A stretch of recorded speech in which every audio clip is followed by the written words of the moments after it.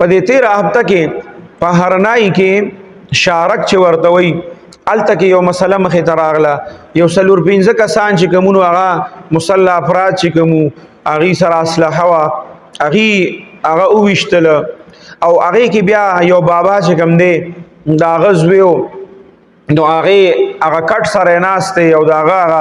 مړی داسې پروت دی او هغې سره ناست دی او بابا په خوله باندې سم نه وي بس بابا ناست دی او صرف د هغه د دې سترګو نه هغه رڼې رڼې اوښکې روانې دي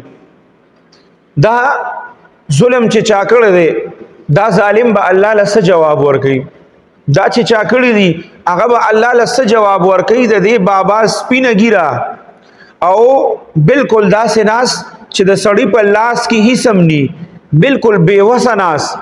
چې د سړي وس نه رسي او هغه داسې ناست دي د خپل بچي هغه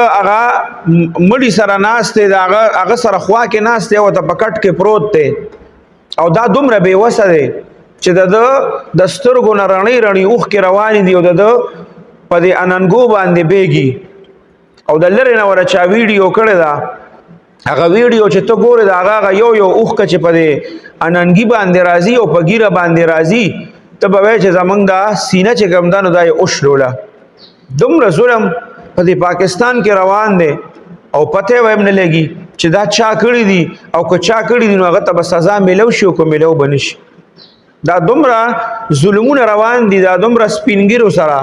هغې ته هم پته ده چې د تپوس کولو څوک نشته بس خارې ناپرسان دی چې چا څه وکړو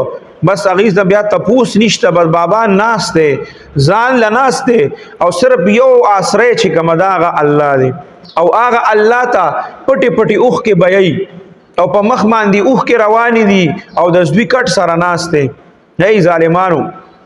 چې چا کړی خلکو رامخې ته کي که نه که چېرې دا ګناهګار او تاسو ویشتي نو هم یې رامخې ته کې چې په څه باندې م ویشتي او که ګناهګار ني نو زمونږ حکومت له پکار چې د داسې خلکو تپوس خو کي که نه که تاسو د داسې خلکو تپوس نه کوئ نو د دې بابا د اوښکو تپوس بس تاسو نه کېږي تاسو به الله له جواب ورکوئ سبا چې دا ولې داسې شوي دا دونه غټ ظلم ولې شوي دا بابا په سپینه ګیره چې د هغه سهارا آخري عمر د هغه سهارا ورته په کټ کې پروت دی